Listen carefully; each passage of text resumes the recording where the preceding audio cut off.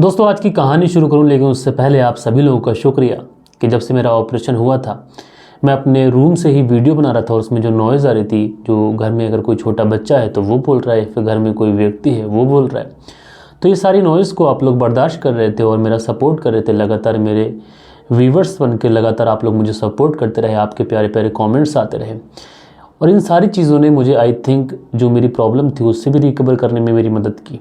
और मैं आप लोगों का बहुत बहुत एक तरीके से आभारी हूँ जिन्होंने एक नॉइज़ में भी मेरी आवाज़ सुनी। अब आज के दिन आप लोग देख रहे हैं कि जो मैं वीडियो बना रहा हूँ ये अपनी पुरानी जगह पर आ चुका हूँ, यानी अपने स्टूडियो से लाइव मैं आप लोगों के सामने वीडियो बना रहा हूँ। तो ज़्यादा समय ना लेते हुए सीधा सीधा आज की कहानी का रुख करते हैं। और दोस्तों हमारे समाज में आए दिन हमें ऐसी घटनाएं देखने को मिलती हैं जिन घटनाओं के अंदर अवैध संबंध, प्रेम प्रसंग, इस तरीके की चीज़ें हमें देखने को मिलती रहती हैं। लेकिन इन्हीं बीच में कुछ घटनाएं ऐसी होती हैं, कुछ प्रेम प्रसंग के मामले ऐसे होते हैं कि जिसको सुनने और देखने और समझने के बाद में हमें लगता है कि वाकई समाज में क्या आज भी इस तरीके के लोग पड़े हुए हैं, क्या आज भी इस तरीके की चीज़ें हो रही हैं। यकीनन दोस्तों आज की घटना में भी ऐसा ही हुआ। एक लड़का और एक लड़की जो एक दूसरे से बेइंतहा मोहब्बत करते हैं, एक कच्ची उम्र में ये लोग मोहब्बत करते हैं और मोहब्बत करने के बाद में ये दोनों एक दूसरे के साथ में शादी करने का वादा करते हैं, एक दूसरे के साथ में साथ जीने मरने की कस्में खाते हैं। लेकिन दोस्तों उसके बाद में कुछ ऐसा होता है कि जिसका अंदाज़ा इन दोनों लोगों ने कभी नहीं लगाया था। और दोस्तों जब ये बात पुलिस तक पहुंचती है और पुलिस जब इस पूरे केस का खुलासा करती है, यकीनन दोस्तों आप लोग भी सुनेंगे तो आप लोग भी हैरान होंगे।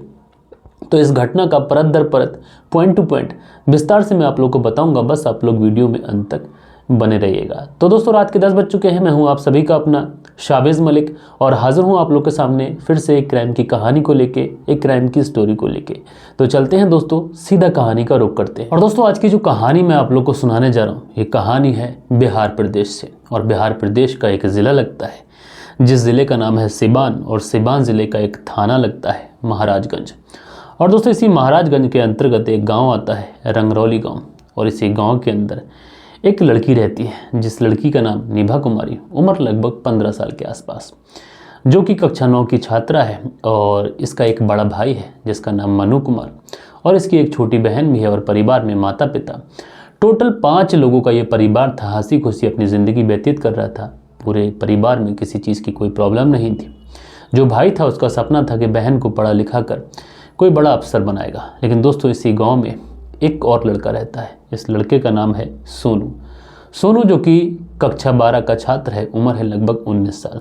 और जो सोनू और जो निभा कुमारी थी, इनके बीच में लगभग पिछले 3 सालों से इनका प्रेम प्रसंग चल रहा था। और इनका जो प्रेम प्रसंग था वो इस तरीके से वायरल था पूरे गांव के अंदर कि हर कोई इनके प्रेम प्रसंग के बारे में जानता था। अब दोस्तों कहते हैं ना कि अगर किसी लड़के या फिर किसी लड़के का बाहर इस तरीके की कोई चीज़ें चल रही हों तो इस बारे में घर परिवार को तो पता नहीं होता है, लेकिन आस पड़ोस के सारे लोगों को पता होता है। जैसे एक दिया जलता है और दिए के चारों तरफ रोशनी होती है, लेकिन उस दिए के नीचे ही अंधेरा होता है। इसी तरीके से परिवार वालों को कोई खबर नहीं होती है। और जो निभा कुमारी थी, इसका जो प्रेम प्रसंग था ये सोनू कुमार के साथ में चल रहा था। और पिछले 3 सालों से ये सारी चीज़ें चोरी छुपे चल रही थी। जो निभा कुमारी थी ये अक्सर चोरी छुपे सोनू कुमार से मिलती भी थी।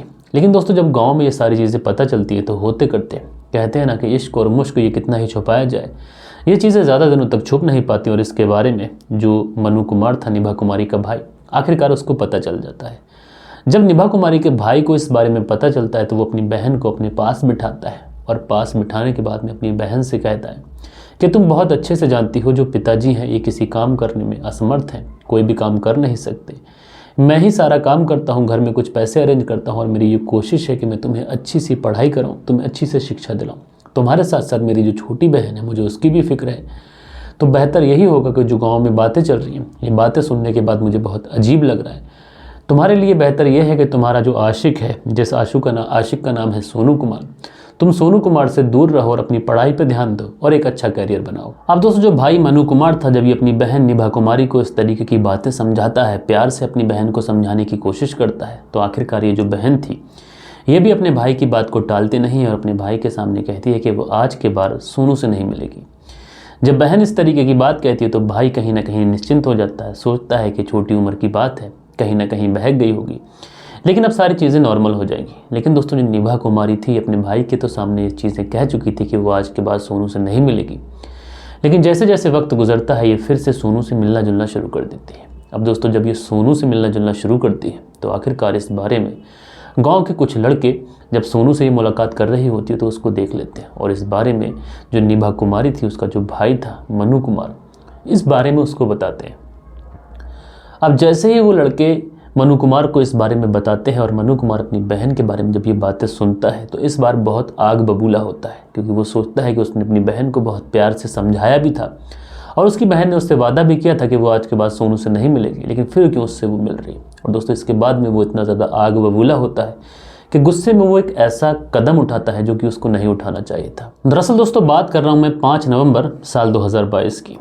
जो निभा कुमारी है, इसका जो प्रेमी था जिसका नाम सोनू कुमार, ये अपने एक दोस्त के साथ में जंगल में शौच करने के लिए जाता है कि उसी समय इसके ऊपर एक तेज़ धारदार हथियार से हमला होता है और हमलावर जो था वो हमला करने के बाद में मौके से फरार हो जाता है। लेकिन दोस्तों जो सोनू था, जो इसके साथ में एक दोस्त आया था, जब अपने दोस्त सोनू को इस गंभीर अवस्था में देखता है, उसको जख्मी देखता है, वो तुरंत भागकर सोनू के घर पे पहुंचता है और जैसे ही सोनू के घर पर ये बताता है कि तुम्हारा जो बेटा है जो मेरे साथ शौच को गया था, मैं थोड़ा दूरी पे था, जब मैं लौट के आया तो वो ज़ख्मी अवस्था में मुझे मिला, तुम जल्दी से मौके पे चलो। अब दोस्तों जैसे ही ये बात घर परिवार के लोगों को बताई जाती है, होते करते ये बात पूरे गांव में आग की तरह फैल जाती है और गांव के बहुत ज़्यादा लोग बड़ी तादाद में उस घटना स्थल पर पहुंचते हैं। जब वहाँ पर जाके देखते हैं तो जो सोनू कुमार है ये एक तरीके से मृत अवस्था में पड़ा हुआ है। हालांकि इसके बाद इसको हॉस्पिटल भी लेके जाया जाता है और इलाज के दौरान इसकी मौत हो जाती है।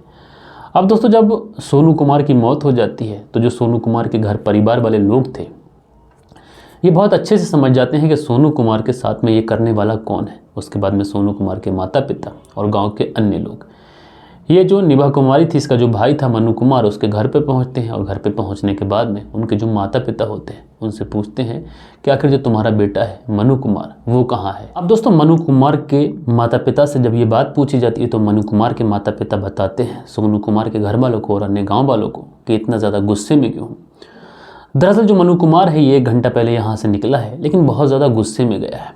उसके बाद में वो हमें भी काफ़ी ज़्यादा डरा धमका कर गया है, क्योंकि वो अपनी बहन जिसका नाम निभा कुमारी उसको कमरे में बंद कर गया है और उसके साथ में उसने काफ़ी ज़्यादा झगड़ा भी किया है, काफ़ी ज़्यादा तकरार भी की है और हमसे ये कहकर गया है कि अगर तुमने इस लड़की के कमरे का गेट खोला तो मुझसे बुरा कोई नहीं होगा।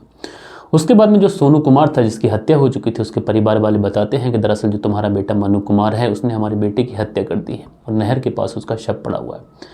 अब जैसे ही वो मनु कुमार के माता पिता यानी निभा कुमारी थी उसके माता पिता जब ये बात सुनते हैं तुरंत अपनी बेटी के कमरे का दरवाज़ा खोलते हैं और जैसे ही दरवाज़ा खोलते हैं तो दरवाज़ा खोलने के बाद में उनके तो एकदम से होश उड़ जाते हैं। दरअसल जो निभा कुमारी थी उसको भी मार कर पंखे से लटकाया गया था, उसके गले में एक रस्सी बंधी हुई थी और देखने से ये प्रतीत हो रहा था कि उसके हाथ से काफ़ी ज़्यादा खून बह रहा था, यानी उसके हाथ पर किसी तेज़ धारदार हथियार को कई बार चलाया गया था। अब दोस्तों जैसे ही लोग निभा कुमारी को इस हालत में देखते हैं तो जो निभा कुमारी के माता पिता थे वो दहाड़े मारकर चीख कर रोना शुरू कर देते हैं, क्योंकि उनकी बेटी को भी मार कर पंखे से लटका दिया गया था और उसके हाथ को इस तरीके से काटा गया था कि उसकी नस से बहुत सारा खून बह जाने की वजह से शायद उसकी मौत हो गई थी।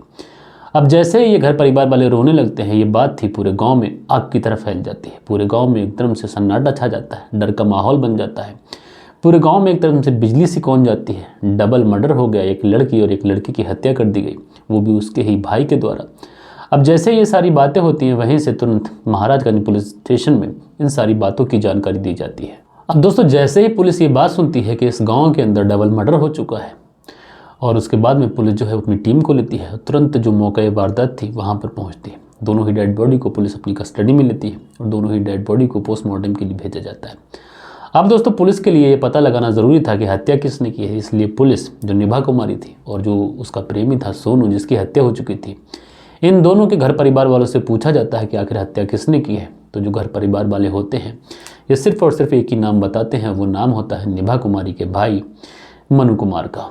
और दोस्तों जब मनु कुमार का नाम सामने आता है और ये पता चलता है कि इसका ही सगा भाई है, तो कहीं ना कहीं पुलिस भी हैरान होती है, परेशान होती है कि एक भाई अपनी बहन और एक लड़के के साथ में इस तरीके का कृत्य कैसे कर सकता है।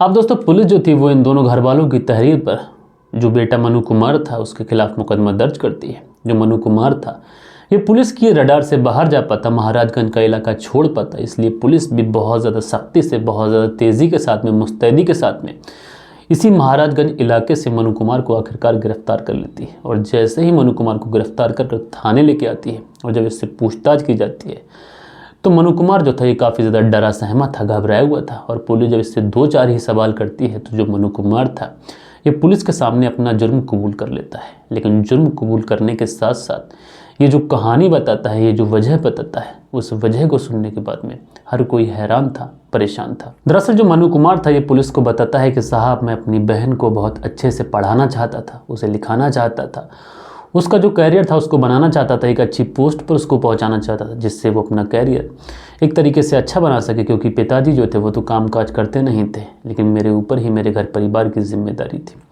इसलिए मैं हर कोशिश कर रहा था कि अपनी बहन को अच्छी से अच्छी शिक्षा दिला सकूं। लेकिन जो मेरी बहन थी ये मेरे गांव में ही रहने वाले एक सोनू कुमार के साथ में प्रेम संबंधों में बन जाती है। और जब मुझे इस बारे में पता चलता है तो मैं अपनी बहन को इस बारे में बहुत प्यार से समझाता भी हूँ। लेकिन उस समय तो मेरी बहन मुझसे कहती है कि ठीक है भैया, मैं आज के बाद सोनू से कभी नहीं मिलूँगी। लेकिन उसके बाद में 5 नवंबर से ठीक पहले ही मेरी बहन फिर से सोनू कुमार से मिलती है। और जब गाँव वाले उसको देखते हैं, गाँव में तरह तरह की बातें होती हैं, लोग मुझसे आकर कहते हैं, इस बारे में मुझे बहुत ज़्यादा गुस्सा भी आता है। फिर से मैं अपनी बहन के पास जाता हूँ और 3 बजे के आसपास मैं अपनी बहन को बहुत ज़्यादा समझाने की भी कोशिश करता हूँ, उसे डांटता भी हूँ, उसे फटकारता भी हूँ, उसे एक तरीके से मारतोड़ भी उसके साथ में करता हूँ। लेकिन जो मेरी बहन थी ये मुझे उल्टा जवाब देती है, मुझसे कहती है कि तुम चाहे जो भी कर लो, मैं अपने प्रेमी को नहीं छोड़ूंगी, मैं सोनू से मिलना नहीं छोड़ूंगी। अब इस बात को लेकर मुझे इतना ज़्यादा गुस्सा आ जाता है कि मेरी बहन मुझे कोई पॉजिटिव जवाब देगी, लेकिन मेरी बहन तो मुझसे ही ज़ुबान लड़ाने लगी थी।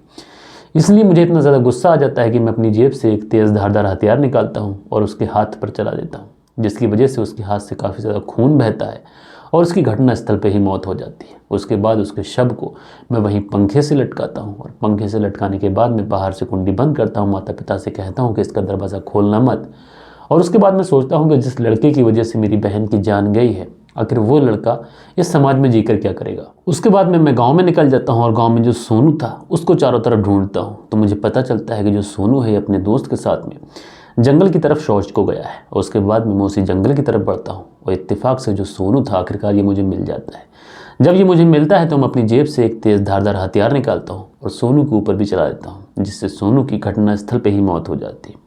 उसके बाद में मैं यहाँ से भागना चाहता हूँ, सारी चीज़ों से बचना चाहता हूँ, लेकिन आखिरकार पुलिस जो थी ये उसको पकड़ लेती है। अब जब इस तरीके की बातें मनु कुमार पुलिस को बताता है तो पुलिस भी बड़ी अजीब नज़रों से मनु कुमार की तरफ देखते हुए कहती है कि ज़रा सोचो कि तुमने जो कदम उठाया, क्या अब तुम्हारी बहन इस दुनिया में वापस आ सकती है? क्या उस माँ का वो लाल जिसका नाम सोनू था, क्या वो वापस आ सकता है? और तुम्हारे घर में तुम्हारे माता पिता हैं, तुम्हारी छोटी बहन है, अब ज़रा सोचो कि उनका क्या होगा, क्योंकि तुम्हें अब पूरी ज़िंदगी जेल की सलाखों के पीछे गुजारनी पड़ेगी।